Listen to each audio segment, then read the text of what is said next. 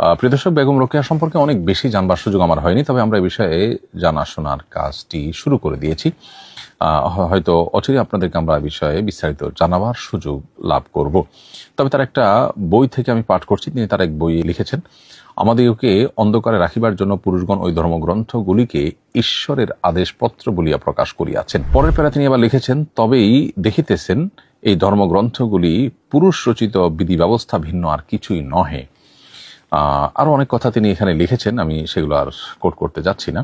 মূলত বেগম রোকেয়ার যে সমস্ত চিন্তাধারা, যে সমস্ত কথা এবং উক্তি তার বিভিন্ন বই পুস্তকে আছে, সেগুলোর অনেকগুলো এই কোরআন হাদিসের সাথে পরিপূর্ণভাবে সাংঘর্ষিক। যে দুটি জায়গা থেকে আমি পাঠ করে শুনিয়েছি, সেটি শুনে আমার মনে হয় যে একজন কোরআন এবং হাদিস সম্পর্কে সাধারণ ধারণা থাকা মানুষ মাত্রই বলতে পারেন যে এটা আসলে কোনো মুসলমান এর মন্তব্য হতে পারে না। মুসলমান মানে আত্মসমর্পণকারী, আল্লাহতে পরিপূর্ণ বিশ্বাস স্থাপনকারী, আসমানি কিতাবগুলোর আল্লাহর পক্ষ থেকে প্রেরিত সে মর্মে পরিপূর্ণ বিশ্বাস স্থাপনকারী।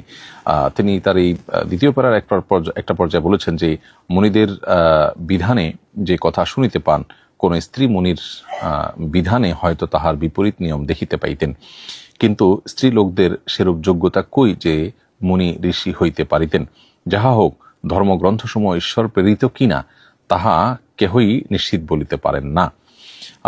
এই যে উক্তি, এই উক্তি আসলে আপনার ইমানের সাথে কখনো সঙ্গতিপূর্ণ হতে পারে না।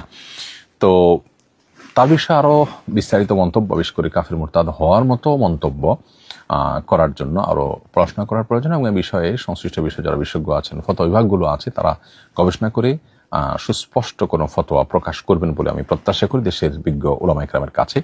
কিন্তু আমার আলাপের অন্য একটা জায়গা আছে। একজন বিশ্ববিদ্যালয়ের শিক্ষক তার একটি মতামত ব্যক্ত করেছেন। একটি মতামত ব্যক্ত করার পর তার ব্যাপারে যে পরিমাণ নেগেটিভ মন্তব্য এবং তাকে যে পরিমাণ কোণঠাসা করা হচ্ছে, আমরা প্রায় সময় দেখি যে এর বিপরীতে, অর্থাৎ কোনো ধর্মীয় ব্যক্তিত্ব সম্পর্কে এরকম নেগেটিভ কোনো মন্তব্য যদি কেউ করেন, তাহলে সেক্ষেত্রে সেখানে আমাদের এই তথাকথিত সুশীলদেরকে দেখা যায় তারা মত প্রকাশের স্বাধীনতা হিসাবে সেটাকে দেখবার চেষ্টা করেন। তাহলে একজন বিশ্ববিদ্যালয়ের শিক্ষক তার একটি মত ব্যক্ত করেছেন, আপনি সেটা সাথে ডিবেট করেন বা সেটাকে অস্বীকার করেন, কিন্তু এর জন্য তার আপনি এক হাত নিচ্ছেন, তার 14 গোষ্ঠী উদ্ধার করছেন। এর কারণটা কি? একটা সমাজে যদি কোনো আলেম সম্পর্কে বাজে মন্তব্য করলে সেটা কোনো দর্শনীয় বিষয় না হয়, তাহলে এখানে একজন নারী যিনি সমাজ নিয়ে হয়তো ভাবতেন, তার ভাবনাগুলোর কতটা সঠিক কতটা বেঠিক সেটার উপরে কেউ একজন মূল্যায়ন করলেন বা তার মূল্যায়ন নিজস্ব মতামত তিনি প্রকাশ করলেন, কেন তার 14 গোষ্ঠী উদ্ধার করতে নামতে হবে? মূলত আমাদের শিক্ষাঙ্গনগুলো, বিশেষ করে বিশ্ববিদ্যালয়গুলো, এগুলোতে ইসলামোফোবিয়া এইভাবে প্রতিষ্ঠিত হয়েছে যে ধর্মপ্রাণ মানুষদের বুকের উপরে বসে তাদের টাকায় চলে এই প্রতিষ্ঠানগুলো ধর্মহীনতার চর্চা করছে এবং ধর্ম বিরোধী পরিবেশ সেখানে প্রতিষ্ঠা করছে, যেটা খুবই দুর্ভাগ্যজনক বাস্তবতা।